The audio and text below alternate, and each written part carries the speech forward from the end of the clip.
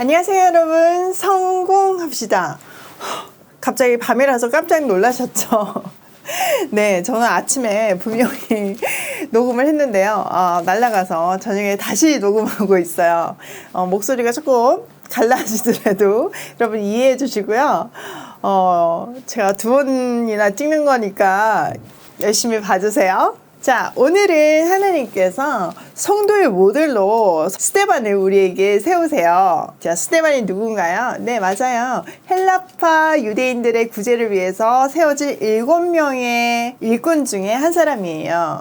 그 중에 첫 번째 기록된 사람이고요. 이 유대 문학에서는 사람의 순서가 굉장히 중요하거든요. 스데반이 이어지는 이야기의 주인공이라는 것을 벌써 순서에서 얘기하고 있는 거죠. 자, 스데반을 통해서 우리는 오늘 성도의 삶은 어때야 되나 한번 배워보기로 해요. 자, 8절.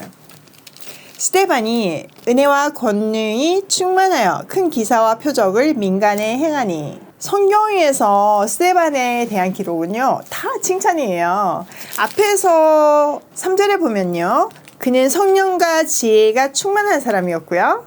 또 5절에 보면요, 믿음과 성령이 충만한 사람이었어요. 지금 8절에서는 은혜와 권능이 충만한 사람이라고 되어 있잖아요. 즉 스데반은요, 하나님 보시기에도 사람 보기에도 칭찬받는 찐 크리스찬이었어요. 그를 통해서 놀라운 일들과 큰 기적들이 행해졌는데요. 그 근원이 스데반의 능력이 아니고요, 스데반의 인품도 아니고요, 바로 은혜와 권능이라고 분명히 밝히고 있어요. 자, 9절.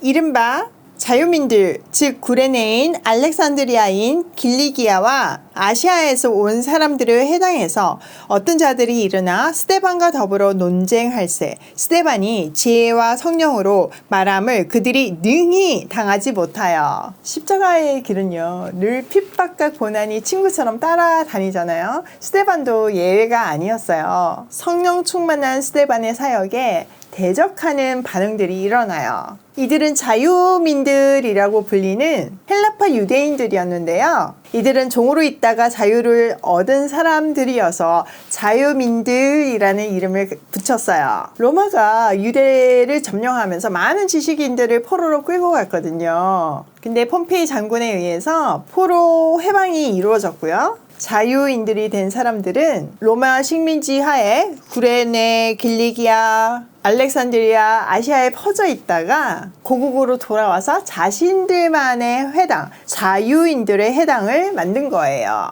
아무래도 환경이나 공감 가는 부분이 많아서 그랬겠죠. 우리나라도 처음에 복음이 들어왔을 때 백 정도만 보이는 그런 교회가 있었고 양반들만 모이는 교회도 있었잖아요. 그런 거라고 생각을 하시면 돼요. 그들이 비록 지식인들이었지만요, 스데반과의 논쟁에서는 당해낼 수가 없었어요. 왜냐하면 스데반이 지혜와 성령으로 말했기 때문이에요. 성령을 힘입어서 생명의 말씀을 전하는데 누가 이 사람을 당해내겠어요. 자, 11절. 사람들을 매수하여 말하게 하되 이 사람이 모세와 하나님을 모독하는 말을 하는 것을 우리가 들었노라 하게 하고 백성과 장로와 서기관들을 충동시켜 와서 잡아가지고 공회에 이르러. 논쟁에서 못 이기면 우리는 안 되겠다고, 우리가 졌다고 인정하면 되잖아요. 그런데 세상은 절대로 그렇게 하지 않아요. 어떤 수를 쓰더라도 무너뜨리려고 해요. 게다가 이거는요, 단순한 논리 싸움이 아닌 생명과 진리의 싸움이기 때문이에요. 이들은요, 아무리 스데반이 옳은 이야기를 한다고 해도 논리적으로 반박할 수 없어도 그냥 무조건 싫은 거예요. 이것이요, 진리 앞에 세상의 반응이에요. 여러분 혹시 말씀하다가 뭐가 말리면 몰라 나는 그래도 무조건 싫어 이런 거 했던 경험 있으세요? 저는 있거든요. 또 생각해보면요, 저는 제가 믿지 않을 때 저를 전도했던 사람들이 많잖아요. 그 사람들한테도 제가 종종 그랬던 것 같아요. 말이 안 통하는 거죠. 그냥 복음을 전하는 것 자체가 싫었어요.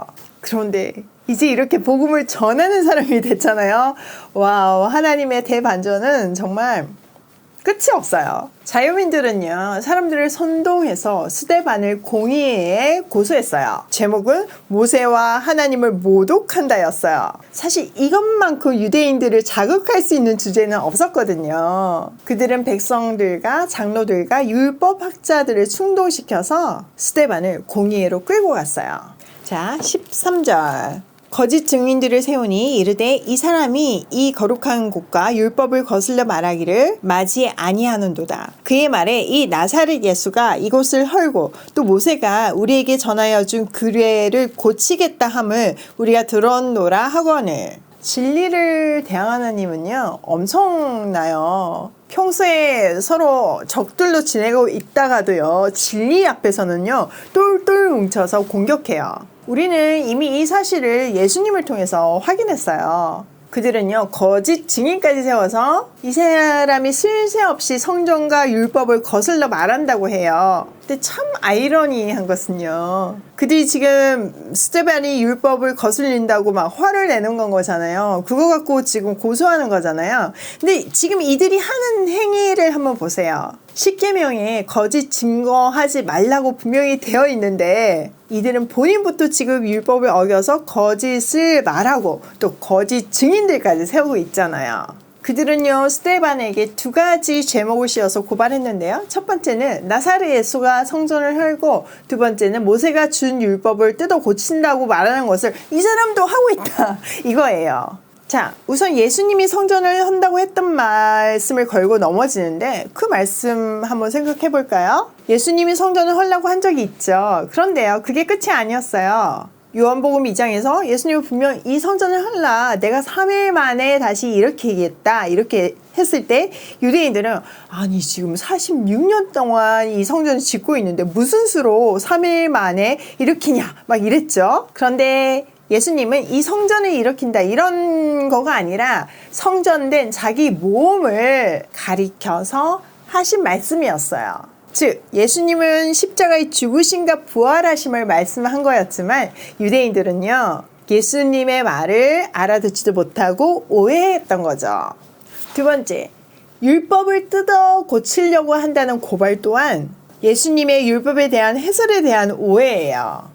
예수님께서는 내가 율법이나 선지자의 말을 폐하러 온 것이 아니다, 완전하게 하려고 왔다, 이렇게 말씀하셨어요. 근데 그들은요, 예수님이 율법이 틀렸다고 했다고 주장하는 거죠. 예수님은 그들의 오해에도 불구하고 십자가에서 죽으심으로 율법을 완성하셨어요. 율법은요, 모든 사람이 죄를 범해서 하나님한테서 끊어졌고 하나님의 영광에 이르지도 못하고 하나님의 생명에서 끊어졌다고 얘기해요. 그래서 모든 사람은요, 율법에 따르면 죽어야 하는 게 정상인 거죠. 근데 예수님께서요, 그 율법의 요구, 죽어야 됨을 십자가에서 행하심으로 율법의 요구를 완성하셨어요. 그리고 우리를 사망에서 생명으로 옮기셨어요. 그런데 그들은 아직도 깨달지 못하고 예수님을 죽일 때 썼던 제목들을 이제는 스데반에게 씌우고 있는 거예요.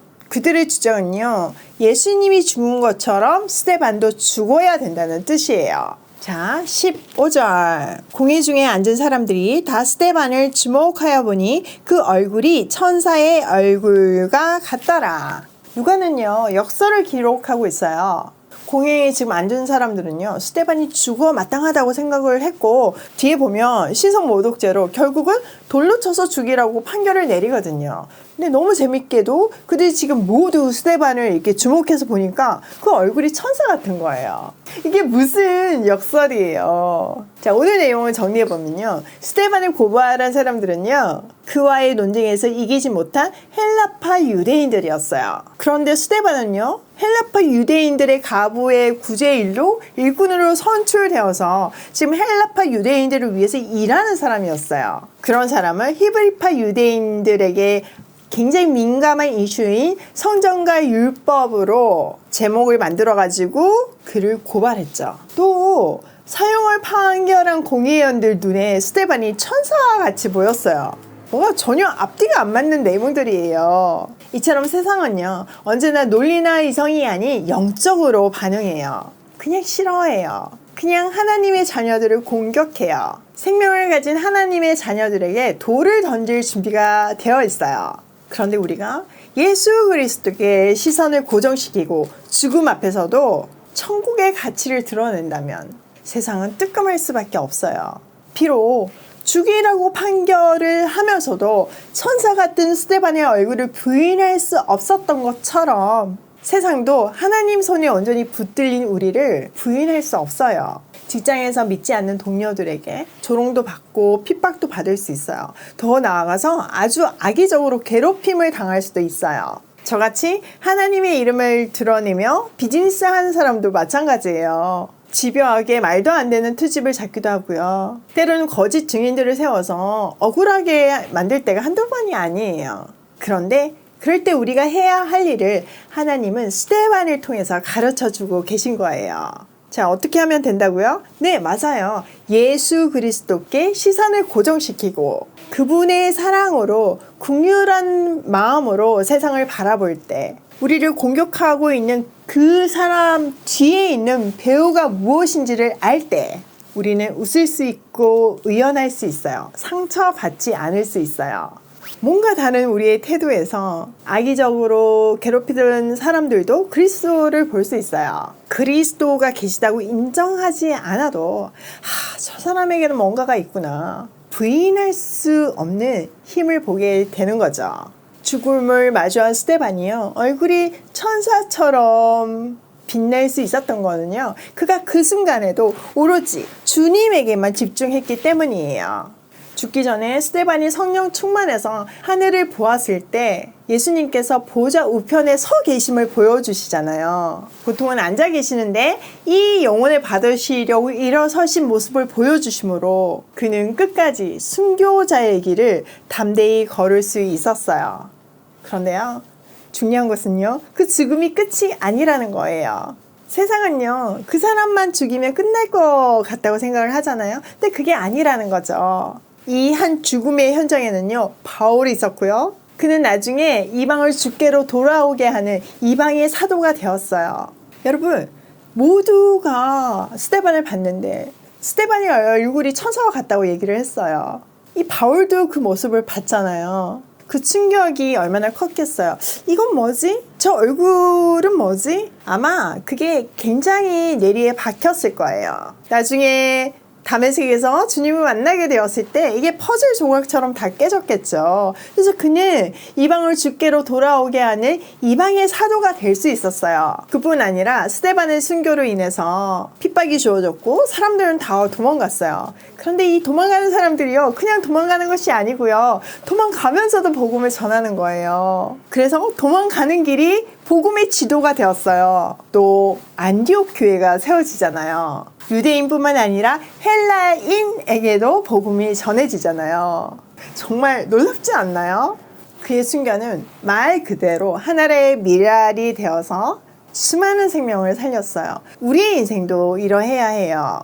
우리에게는 각자 부르신 자리가 있어요. 스데반은 순교자로 부르셨고 바울은 이방의 사도로 부르신 것 같이 우리의 부르신 자리는 다 달라요. 누가 어떤 역할을 하냐가 중요한 것이 아니고요. 우리는요, 내게 주신 역할, 내 사명을 완성하는 것이 중요해요. 우리는 세상의 기준으로 막 성공해야지만 하나님께 영광이 된다고 생각을 하고 그렇게 하고 싶어 하잖아요. 근데 그게 아니라는 거죠.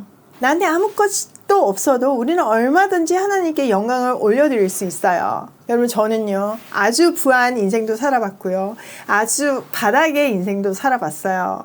제가 정말 바닥에 있을 때, 아무것도 없을 때, 매일 끼니를 걱정해야 될 때, 그때 제가 하나님을 영광에 내지 못했나요? 아니에요.